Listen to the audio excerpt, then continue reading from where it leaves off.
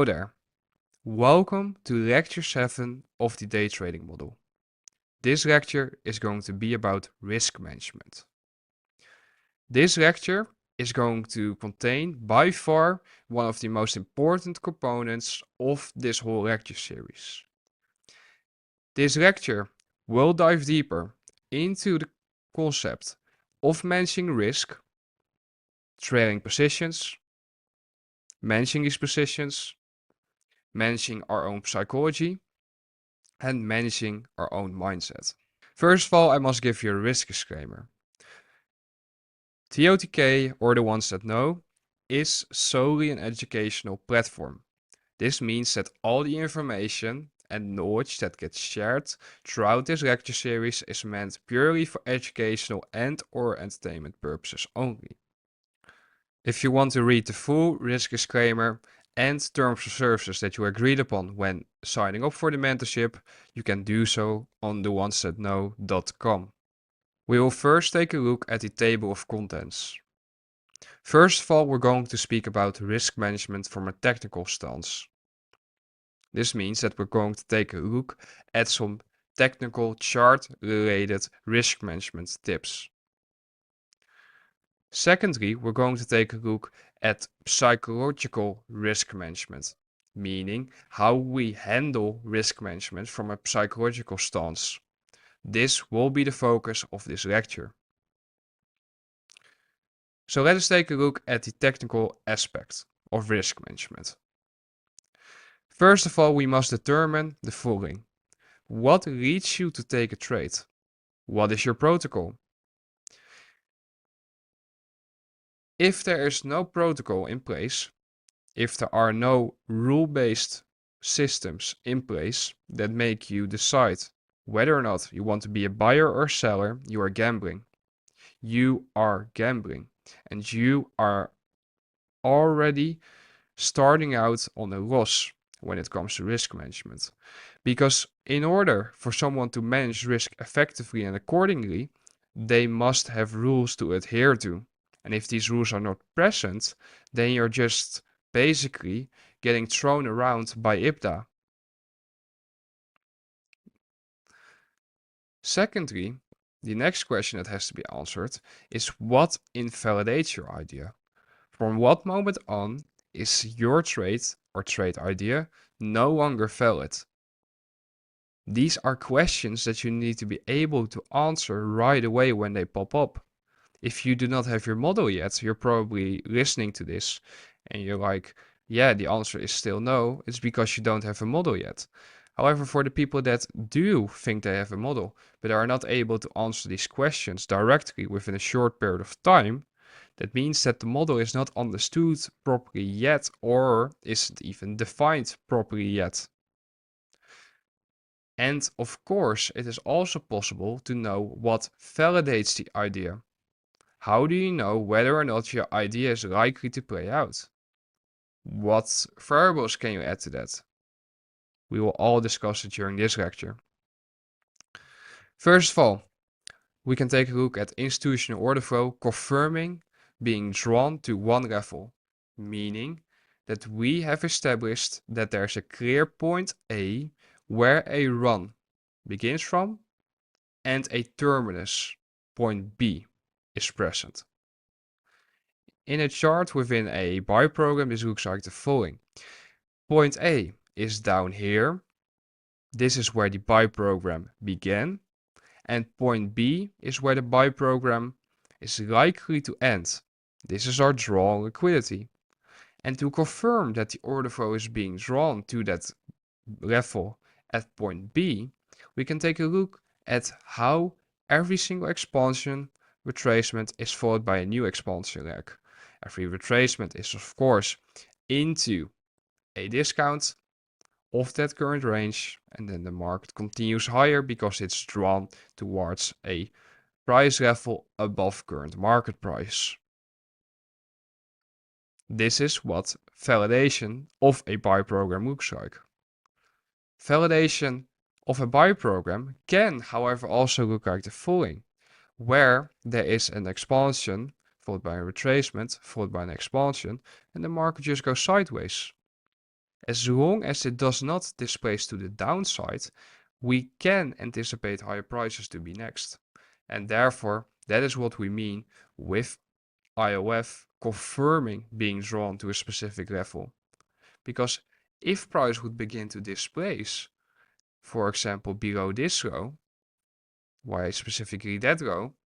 Because that row retraced into this expansion leg right here, that could signal a change in the state of delivery.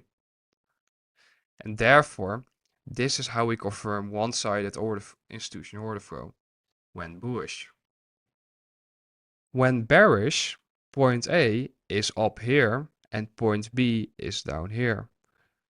The institutional order flow that is one-sided is bearish, and it occurs from this price level, which is point A, and it goes towards point B. Every single expansion leg lower is followed by a retracement higher, followed by an expansion, etc. The moment that price would displace above a high that got created here, that set up an expansion leg, we would have to be careful with thinking that point B is likely to be reached. However, this is also the way that the schematic can look, where we see an expansion, retracement, expansion, consolidation. And again, as long as price does not displace above this high which set up this expansion, there is nothing to worry about. And order flow is confirming that it is likely to be bearish and that we're likely to draw lower. And the moment that order flow would, for example, displace to the upside, meaning that we would see a displacement above a high that set up an expansion leg, then we had to be cautious, because then we would have to consider the possibility of our idea of point A being the inception of a run towards point B being wrong. And if we see those signs that confirm that we're wrong, we need to get out and we need to accept the fact that our analysis was offside, and we then gotta move on towards the next opportunity. We're now going to take a look at invalidations in the form of institutional order flow changing against our direction that we were anticipating. If we anticipate that this point A was going to set up a run towards point B, and we begin to see the falling occur, then we are wrong with our analysis. Meaning, if we anticipated the sell side of the curve to turn into the buy side of the curve from point A, and the market begins to expand, it retraces and it expands, but it fails to find support, so to say, inside of the range from this low to high, and it displaces lower, then we know we need to get out, because institutional order flow is not confirming bullish order flow. The reason why this is not occurring is because point A was not the real point of interest from where a buy program was likely to unfold from. So when we see that price displaces below this low, that's an exit. That means that we can trail or stop aggressively, because we already know that if price was going to continue higher, it would have formed a shallow retracement here, and then boom, there it would have gone. And by managing our positions like this, by allowing for very specific signatures to occur, we know that when these signatures do not occur, so it means when the order flow is not supporting the idea that price is going to continue to expand higher, then we know that we're offside, and therefore we know that our stop loss is likely to get hit. And that doesn't mean that our stop would have to remain here if we entered inside of this retracement leg, and our stop would have to remain here. No. Why not? Because if we know that this displacement leg lower should not have occurred, the moment that price really displaces below this low on the lower time frames, means that we can already get out and save equity. And now the thing that the majority of traders might think when they hear that is the following: but what if it takes out the low and then goes? So what? So what? Doesn't it mean that you can't re-enter? There will be a new retracement leg after an expansion leg higher, right? Why are you scared of entering at exiting positions? Because if you are asking that question there, it first of all showcases FOMO, fear of missing out. You don't want to miss out on a move.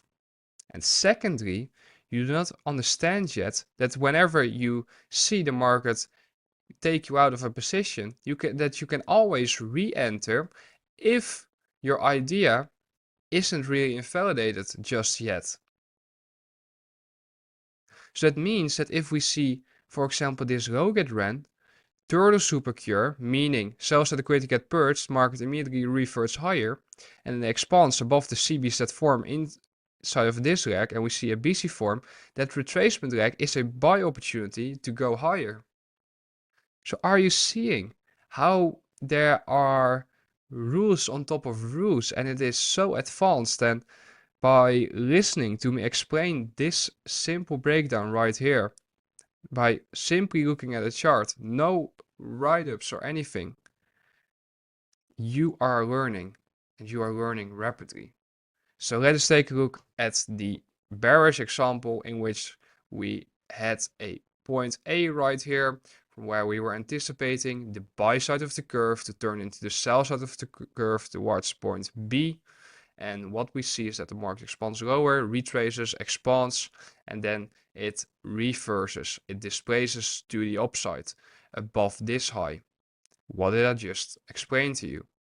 When a high gets formed that gets utilized for an expansion leg lower, that high should not get violated above or should not get displaced above if the smart money reversal is in fact in. So that means that the moment that price displaced above this high, we need to be careful with thinking whether or not point A was really where the SMR was going to take place from. Because if it didn't, then it was just engineering of buy side liquidity to be targeted inside this run higher. Let's say that the market trades above this high here and it immediately rejects it. It soups it, so to say. And it then begins to displace lower. There's always a new entry opportunity for you. So my advice to you would be, investigate whether or not there's any validity about what I'm saying right here when it comes to gouging order flow, when it comes to getting a feeling for how price is delivering.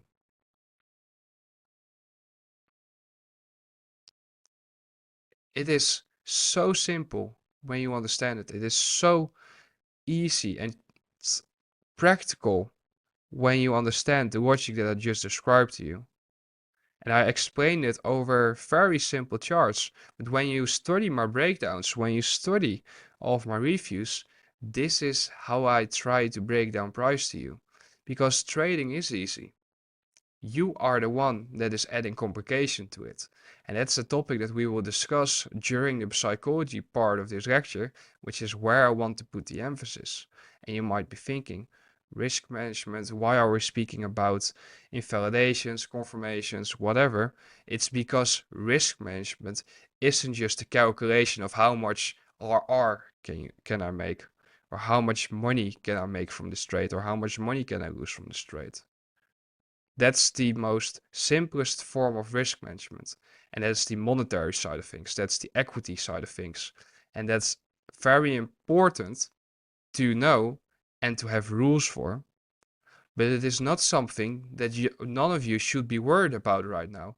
Because you're not at the stage, likely yet, where you should even consider trying to trade with real money. Because you don't understand the technicals yet and you don't understand yourself yet. So to then try and go out there and follow some rules that I would share with you when it comes to, oh, this is how much you can risk, this is how much you can risk per position, this is what happens when you win, this is what happens when you lose, would be dangerous. Because then you would go out there and you would think, well, this is what he said, and you're not going to focus on the protocol, you're going to instead focus on what is there to gain, what is there to lose. And it is not how I want you to think, and it's not how I'm training you to think.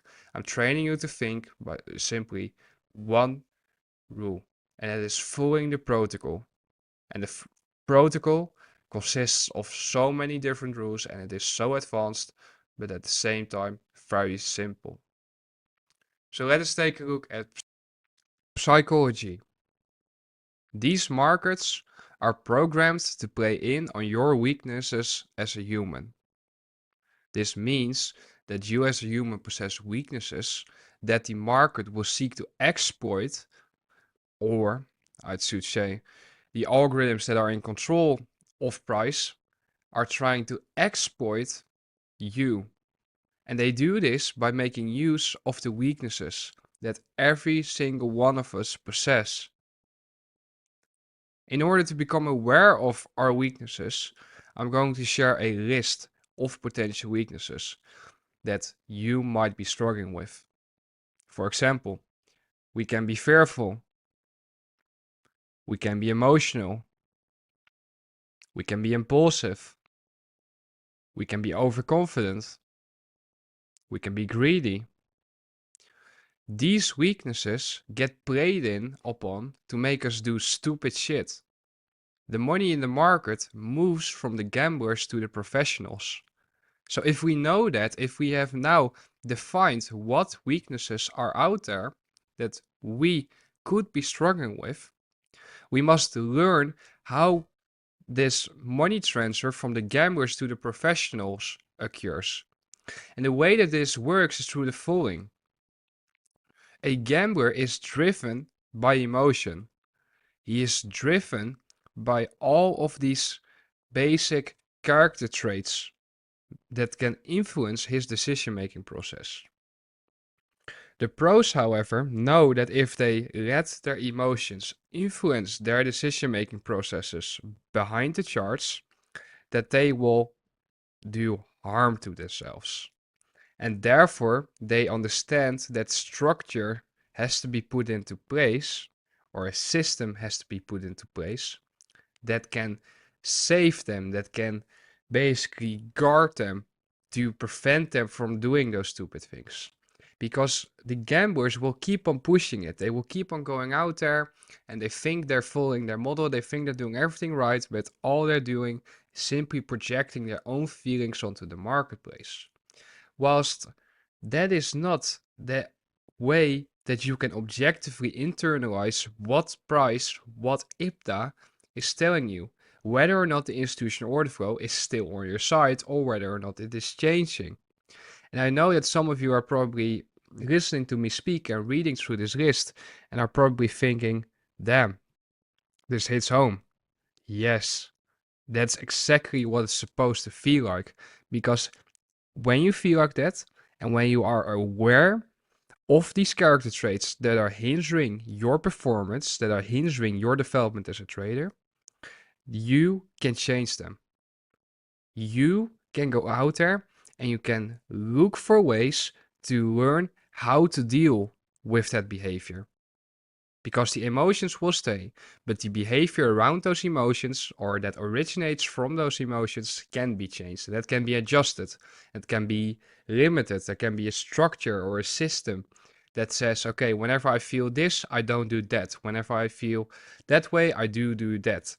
And during this lecture, I'm going to share with you rules of engagement and disengagement that will help you within that process. It's important to note that I will just share examples. I will just share schematics. The only way to control our flaws is by putting systematic rules in place. These systematic rules get put into place through journaling and realizing what repeating behavior has to be adjusted. Look, journaling is by far one of the best things that every single trader can do if they are still trying to figure out who they are as a trader, what is working, what isn't working, the technical side of things, but also who am I? How do I behave? How do I react to certain things? How does that influence my decision making process, etc.? That is where journaling plays a crucial role to determine answers to those questions. Because through the answers to those questions, you will be able to learn to master yourself. And that mastering takes place through the implementation of systems. Let's take a look at rules of engagement and rules of disengagement, because those are the systematic rules that I'm referring to. Here we can see an example of rules of engagement. Please do not be scared by all of the boxes and lines out there. What we can see is that, first of all, this is where the whole schematic begins. The first question that is being asked within this schematic or protocol for rules of engagement is the following. Am I noticeably worrying about something? Meaning, is there something on my mind right now that is controlling my thoughts? That's the only thing I can focus on. If there is, I will walk away from this charge. Because if I do not, then I can't be purely focused on the charge, because in my mind I'm somewhere else. If I'm not worrying about something, the next question that is being present is the following. Am I in a calm state of mind? No. No trading. Walk away. If I am, however, in a calm state of mind, I can open up the charts and run the technical process, meaning the technical protocol. Look for this, this, this, this, this. This is of course not important right now since we're focusing on the psychology, but this is where the technical process comes in play. The technical checks get made and the main question get asked. Is there anything in the current market environment which I can deem as high probable? If there is, I will continue. If there isn't, I will walk away and reassess, because I know that a high probable environment will come again, and that's the environment in which I want to push it. I do not want to push it in a low probability environment. So let's say that there is a high probability environment. The next step is the following. The technical edge that I am in possession of, my model, will be looked after. If a setup is present, I will trade it. However, if there are any doubts about the setup, I do not take it. If there is no setup present, I wait or walk away. Eventually, after the trade gets taken, I will log the outcome. These are all the rules that are present within this example of rules of engagement. This is of course a very simplistic schematic. The questions are rather simple and rather short in its totality. It can be made way more advanced, but I hope that this example has given you an insight on how you can create basically your own process for rules of engagement. It all begins by asking questions to yourself and offering two options: yes or no. Highly probable, yes or no. Do I feel well? Yes or no. Am I in the right state of mind? Yes or no. And then for each option, there will be follow-up steps. Do this or do that. Don't do this and don't do that. And by doing so, you can objectify your process. So I made the schematic with Miro.com. I would highly suggest you to take a look at it if you're going to try and make your own schematic like this. Here we can see the example of the rules of disengagement. What we can see is that the rules of disengagement example schematic is very similar to the rules of engagement schematic. However, some boxes have been made gray to showcase that this is a disengagement that's taking place. What we see is that all the way until the box that signals or showcases that a trade is being taken, everything is the same as the previous slide. When we study what occurs after the box that signals trade, we can see the following. The main question that we need to ask ourselves when being inside of every position or any position, I should say, is IBDA supporting your idea? Is price showing a willingness to expand away from your entry towards the anticipated draw liquidity? Meaning, is IBDA showing to you that you are in sync, that you are on the right track? If it isn't signaling that, if the answer to that question, which is highlighted or made bold, is no, then you manage your trade aggressively, meaning you look for signs that could constitute to IBDA being bullish, for example, if we're anticipating higher prices. However, if there are signs present that signal that it might go lower, that it might reverse, that the order flow might change towards sell side liquidity, then we need to be managing our positions aggressively and cutting our losses tight soon. Let's say that we do see IBDA supporting our idea. What we then do is that we remain in until the draw on the liquidity gets reached and we partial there or we close the position fully. Either how, we log the outcome of what happened. Logging or journaling is by far one of the most important things that you can do because it showcases to you how many times something occurs and something plays out. The second question that's impossible to ask yourself whilst being inside of a trade is the following. Are you fearful or anxious whilst being in a position or in the position? If you are, you need to cut the position and read the tape. Log the outcome. If you aren't, then this question is irrelevant and we focus on the main question at hand, which is the recognition of institutional order flow.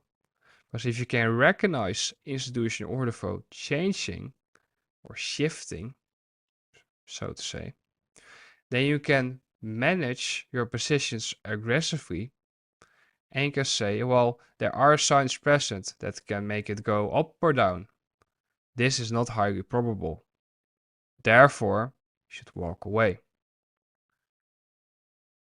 Again, this schematic was just an example, so please start making your own schematics when it comes to rules of engagement and rules of disengagement. Now notice that everything here was purely meant for basically the way that you act and the way that you behave as a trader. However, these type of schematics work perfectly as well when it comes to developing your own technical approach if you do not have one just yet. Handling losses. Losses are a result of us being wrong with our analysis and the market not delivering to our anticipations. This means that a loss can never be the fault of the market. This means that every single loss is your responsibility and your fault. You made an analysis, you put on a trade, and the market showed to you that you were wrong by taking you out for a loss. And you can't be scared of realizing that loss. You can't be hoping that the market will get back to break even so that you can get out of your loss at break even. When the market reaches your invalidation level, you are out. And you accept that. And you submit to time and more data to see if your analysis was really wrong or if your trade management was wrong. It is good that we take losses and that we get taken out of our positions because our analysis was offside and therefore we need to be away from risk.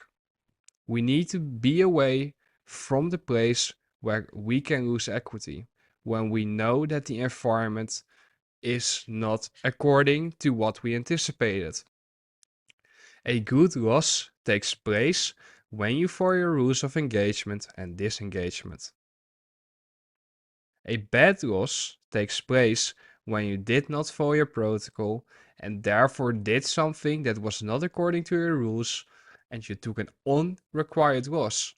Because during this lecture, I've already said it multiple times, following your protocol is the number one thing that you should be worried about and that you even should be caring about. Because if you follow your protocol and you know that your protocol contains an edge that you know to be true due to your own historical market data research, your backtesting, and your tape reading, etc., you know that not following that edge is not smart. Therefore, I want to give you a psychology conclusion. Because within this relatively boring lecture, I've shared very important topics and insights with you. And to conclude, it all begins with not acting like a fool. It all begins with simply submitting to time and price in accordance with your protocol. Anything beyond that is dumb.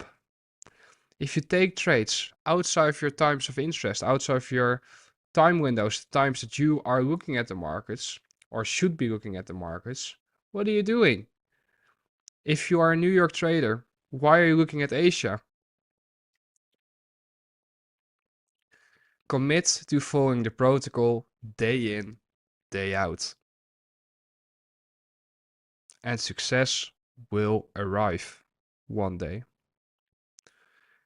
You should make it an obligation to follow the protocol. And you should check with yourself at the end of each day whether or not you followed the protocol or you slacked off. You need to be brutally honest with yourself because that's the only way to grow and develop. You need to journal everything. And you journal everything in a private manner, meaning you hold your own private journal. And that is your best friend. You share everything with it. And by writing stuff down, by writing things down, you can learn from those experiences. And you will also be able to forgive yourself if you did something stupid. Because you said, okay, well, I did not follow the protocol. I did not do what I was supposed to do. I just wasn't there today. And then you accept that, then you move on. You don't dwell upon it. You write it down, and it ends right there. Because if you would dwell on it, then you would automatically cause emotion that would influence you the next trading session or day. So think back to the weaknesses that we as humans possess that I outlined earlier during this lecture and how they get utilized or exploited to extract money from the gamblers to the professionals. So I want to give you some homework with regards to everything that was discussed during this lecture. However, before I do so, I want to share with you that I will be speaking about equity management. I will be speaking about how to actually manage positions over a longer period of time. However, I came to the conclusion after planning for this lecture that it would have been better to simply focus on the technicals and the psychology side of things. Because if I would have now shared with you, okay, we're now going to discuss the equity management, we're now going to discuss the percentages game, we're now going to discuss how much we can risk and how much we can win. After I had shared the technical important knowledge and secondly the psychological insights, you would forget about those two because you would only think about the numbers. Oh, he says you can make $2,000 if you risk 1,000 or $3,000 if you risk 1,000 on demo accounts, of course. But you get my point. That's for another day. That's when you're ready. That's for when I have shared what I wanted to share and when I believe that I have given you enough to build your own protocol completely. And when you get to that stage, the equity management will be the cherry on the top. And it will be the most important thing on the cake. So let us take a look at the homework for this lecture. I want you to begin journaling your thoughts and feelings throughout the day, and especially your pre-market thoughts and feelings. Think back to the protocol example for the rules of engagement that was provided during this lecture. It begins by asking questions, and by asking questions to yourself that you can easily answer each day, you can see or you can test how you're feeling. I want you to also begin journaling your thoughts and feelings during the trading day. Either, for example, right before you put on a trade, right after you exit the trade, or even whilst you're in the trade. Because by doing so, you're able to see how you're speaking to yourself. Is it a positive inner dialogue or is it a negative inner dialogue? Is the inner dialogue, for example, held by fear or is it held by confidence or controlled by confidence, I must say.